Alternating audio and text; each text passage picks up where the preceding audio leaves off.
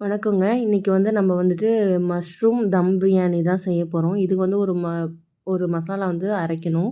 அதுக்கு வந்து whole spices வந்து போட்டு அரைக்கணுங்க. அதுக்கு வந்து 10 சின்ன வெங்காயம், 10 பூண்டு, கொஞ்சம் இஞ்சி, முந்திரி, கசகசா, வந்துட்டு பட்டை, லவங்கம், அப்புறம் பிரிஞ்சி இலை இதெல்லாம் போட்டு நல்லா பேஸ்ட்டா அரைச்சுக்கணுங்க. அரைச்சதுக்கப்புறம் அதே ஸ்பைசஸ் வந்து ஹோல் ஸ்பைசஸை தனியாகவும் கொஞ்சம் எடுத்து வச்சுருக்கேன்.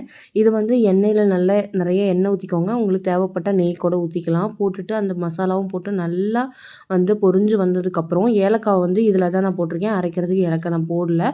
நல்லா வந்து வந்ததுக்கப்புறம் வெங்காயம் போட்டு பச்சை மிளகா வந்து கொஞ்சம் கருவேப்பிலைங்க போட்டு நல்லா ப்ரௌனிஷ் கலரில் வந்துட்டு வெந்துடணும். நல்லா வந்து வணங்கி வந்ததுக்கப்புறம் காஷ்மீரி ரெட் சில்லி பவுடர், மஞ்சத்தூள், பிரியாணி மசாலா இது மட்டும்தாங்க போட்டிருக்கேன். வேறு எதுவுமே நான் சேர்த்தலை. இதில் வந்து அரைச்ச விழுதை வந்து அதில் போட்டு நல்லா மிக்ஸ் பண்ணி விட்டுருங்க. இதோட பச்சை வாசனை கொஞ்சம் போகணும்.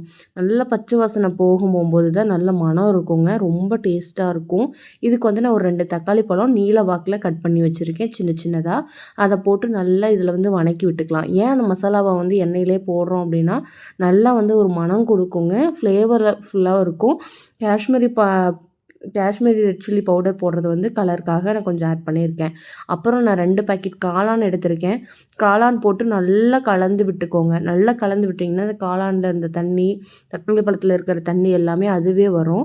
நல்லா வந்து பாருங்கள் எவ்வளோ தண்ணி விட்டு நல்லா கொதிச்சு வந்திருக்குதுன்னு. கொதிச்சு கொஞ்சம் சுண்டுனதுக்கப்புறம் நம்ம எவ்வளோ அரிசி எடுக்கிறோமோ அதுக்கு 2 மடங்கு தண்ணி எடுத்துக்கணுங்க. நான் 2 கப்பு அரிசி எடுத்திருக்கேன். 4 மடங்கு தண்ணி ஊற்றியிருக்கேன். நான் வீட்டு ரைஸ் தான் எடுத்திருக்கேன். வீட்டில் சாப்பாடாக்கும் இல்லையா, அந்த சாப்பாட்டோட அரிசி தான் எடுத்திருக்கேன். நல்லா தண்ணி கொதிச்சு வந்ததுக்கப்புறம் அரிசியும் போட்டுட்டு மூடி வச்சிடலாங்க. மூடி வச்சு நல்லா கொதி வரணும். பாருங்கள் எவ்வளோ அழகாக தளபலன்னு கொதிக்குதுன்னு சொல்லுவாங்க இல்லையா, அது மாதிரி கொதிக்க போகும்போதே ரொம்ப வீடு ஃபுல்லாக மணமாக இருந்ததுங்க. இதில் வந்து என்கிட்ட கொத்தமல்லியோ இல்லை புதினாவோ எதுவுமே இல்லை. நீங்கள் இருந்தால் அதையுமே ஆட் பண்ணிக்கோங்க. என்கிட்ட அது இல்லாத காரணத்தினால நான் அதை ஆட் பண்ணலை. நான் கொஞ்சம் புளிப்புக்காக லெமன் ஜூஸையும் கடைசியில் புழிஞ்சு விட்டுட்டேன். நல்லா புழிஞ்சிட்டு நல்ல ஒரு கலந்துடலாங்க. இதில் வந்து நெய்யும் இன்னும் கொஞ்சம் ஆட் பண்ணிக்கோங்க. செம்ம மணமாக இருக்கும். வீடு ஃபுல்லாகவே எனக்கு ஃபுல்லாக மணமாக இருந்ததுங்க. பாருங்கள் எவ்வளோ தண்ணி வந்து சுண்டிருச்சுன்னு. இந்த ஸ்டேஜில் நம்ம தம் போட்டுக்கலாம். பிளேட்டை வந்து மூடிட்டு அடுப்பை வந்து கொஞ்சம் சிம்மில் வச்சுக்கோங்க. ஏன்னா அடி பிடிக்க வாய்ப்பு உள்ளது. அதனால அடுப்பு சிம்மில் வச்சுட்டு மேலே வெயிட்டான இல்லை சுடுதண்ணி அது மாதிரி ஏதோ ஒன்று வச்சுக்கலாம். நான் வெயிட்டாக அந்த கல்லில் தான் வச்சுருக்கேன். நல்லா வச்சுட்டு ஒரு 10 நிமிஷத்துக்கு அப்புறம் அடுப்பு ஆஃப் பண்ணிவிட்டு அதுலேருந்து ஒரு 5 நிமிஷத்துக்கு அப்புறம் எடுத்து பார்த்தீங்கன்னா உதிரியாங்க. நானே நினச்சி கூட பார்க்கல. நான் ஃபஸ்ட் டைம் வந்து தம் பிரியாணி பண்ணுறேன் எப்படி வருமோ அப்படின்னு சொல்லிட்டு.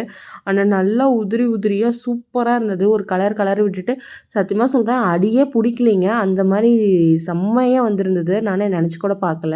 கண்டிப்பாக செஞ்சு பாருங்கள். இதுக்கு நான் வந்து வெங்காயம் போட்டு ரைத்தா தான் செஞ்சுருந்தேன். செம்மையாக இருந்தது. என் பையனுக்கு ரொம்பவே பிடிச்சிருந்தது. 2 பிளேட் வாங்கி சாப்பிட்ருந்தான். செஞ்சு பார்த்துட்டு கீழே கமெண்ட் பண்ணுங்கள். பாய்.